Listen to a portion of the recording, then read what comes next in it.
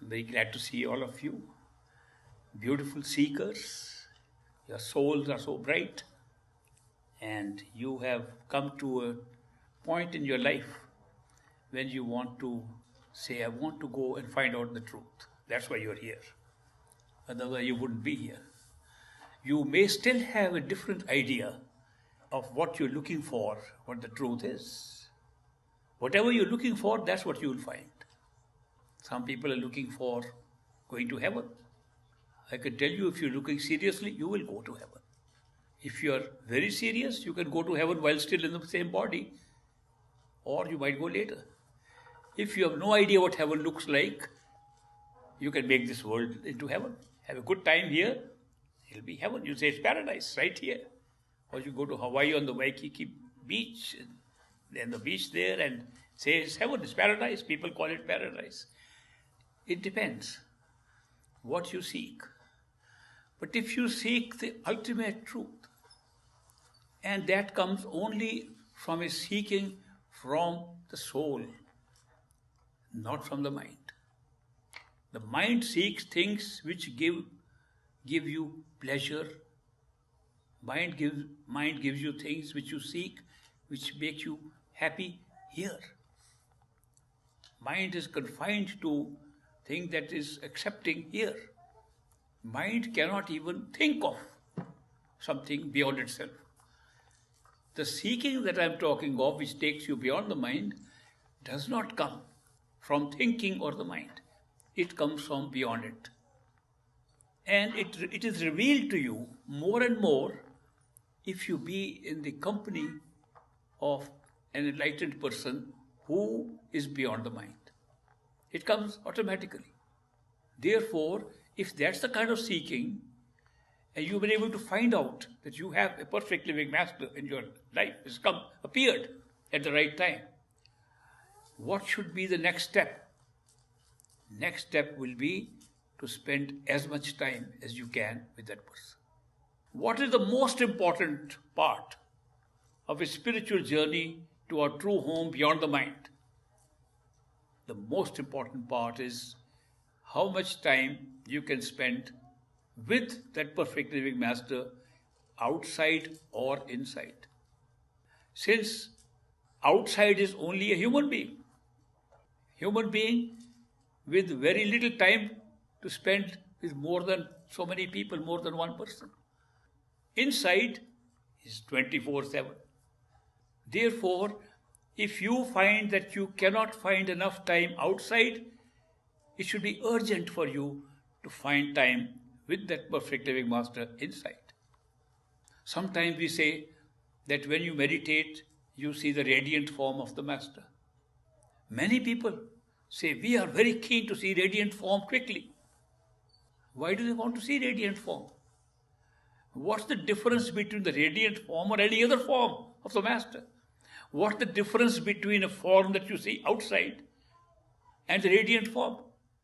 How is the radiant form more important than the form outside? Or for that matter, how is the radiant form more important than your remembering your master you saw in physical form? There's no difference whatsoever. There's a big mistake we make, that maybe we are not seeing the master because we don't see his radiant form. It's a very highly overrated thing. Radiant form comes when our attention has moved so much away from what is happening outside and moved inwards, which is very difficult, especially in these days when the engagements and our distractions outside are so many, including our obligations which have been created by the modern technology in modern world. Not easy. So why wait for something that comes with time and difficulty, depending upon when you reach that point that you have no more obligations outside and you can put all your attention inside and then see radiant form, when the equivalence is the same. If you see outside, or you see in your imagination and mind through memory. But this is the most important. Therefore, somebody asked me, I want to meditate regularly. Should I repeat the words more frequently? That will make it more meditation. I said, no. It will make you like a parrot. Parrot can repeat very frequently if you teach it. What will make effective is if you are remembering the master. And there are many ways of doing it. And I'll tell you one that works very good. We repeat mantra, we repeat words, we repeat Simran in order to block the mind from thinking of other things. That's one function of repetition. Why not think of the master and repeat in front of him? Why not make the master repeat in your imagination? And why not you and master repeat together in your imagination? And eventually, master alone repeats.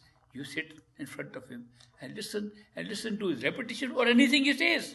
Your attention is drawn inside and you are having the darshan of your master. The most important part, the darshan of a master. And you can have it, if you want, 24/7. You will see, if you associate every event of your life with your master, something good has happened. Thank you, master. You see him smiling. He's saying, yes, enjoy. Something bad happens to master. What is this? He says, I'm sorry. You're still remembering him. You're having his darshan all the time. You can make your life into a darshan of master. It's great to get that. And you do not have to wait for radiant form to have the darshan of a master. If you imagine him, but not imagine from a picture, not imagine by creating your own image of what a master is. Imagine from a memory of master as you saw him. That's live. You saw the master live. And now you're recalling how you saw. And that's darshan. Of course, when you get a chance to physically meet the master or the radiant form later, then in addition to darshan, you get drishti of the master. That means he looks at you. This is even more valuable. So these are the most important steps in our successful meditation for going beyond the mind. So I wanted to mention this because I received a lot of emails. People, oh, I haven't got the radiant form of the master so far. It's not easy. There's so much to be done in terms of diverting our attention from what we are doing here. And we are required to do that by our karma. We have no choice. Our karma obligates us to do so many things. Our obligations are they created by our own karma. And therefore, it's not always a choice. You can't give up everything and say, no, I'm going to do meditation. Your mind will run back to what you've given up. People say we are going into the top of a mountain to meditate. We're going into the forest to meditate. People have tried all that stunts. They don't work. Because not a question of where your body location is. It's a question of where your mind is. Your mind is still in the same place. It doesn't matter where you are. I used to give example that I came to the country. I liked a pizza. Used to be called Shakey's Pizza. I thought that was an attachment. Maybe I should run away from the store where they sell Shakey's Pizza. I ran away. Shakey's Pizza was in my head. I happened to tell this story to my friends like I'm telling now.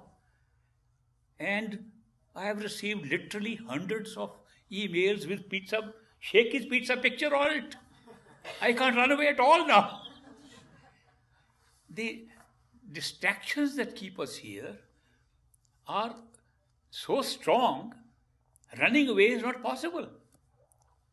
And that is why, so don't say that I haven't had the radiant form. That requires complete shift of your attention from here inside.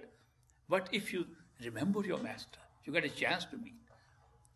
I can tell you, no matter how much I might love my pizza, if great master appears here, I'll forget all about it. That's what happens. Where there is love, other things get wiped out. The love and devotion is the most powerful thing. Love and devotion is the secret of going beyond the mind. Introduce love and devotion in everything that you do. Not meditation. You're doing your daily chores. Wow, this happened. Good. Your love grows for the master whose hand you can see. Because you can also see at the same time, this wouldn't have happened but for some intervention. And these interventions become observable. And you are able to see, this is Master's hand in this. Something is happening bad. I'm running into accident. Such a big accident happened. I'm unscathed. I'm not hurt. Master, you must have put your hand somewhere. These are the things that happen every day in our life. And every moment we can be thinking of the Master, remembering. And you can see him participating with you, laughing, smiling. So this is a good way to remember that love and devotion is the secret. Even great Master disciples, so many of them, meditated so hard and they failed. And they came to a Master, we failed. He said, no, you passed. No, we didn't get anything. We meditated so hard. He said, that was the purpose of meditation, to show you you can meditate as hard as you like, you won't get anything. You get it by love and devotion. Put love and devotion into meditation, you rise. So one should never forget this very important factor, that since we want to go beyond the mind, therefore love and devotion counts. The other is a mechanical thing, mental thing to reach halfway. That's it. So I am glad to remind you that since you are all following this spiritual path to go beyond the mind, so please add love and devotion to every aspect of your life, and including in meditation.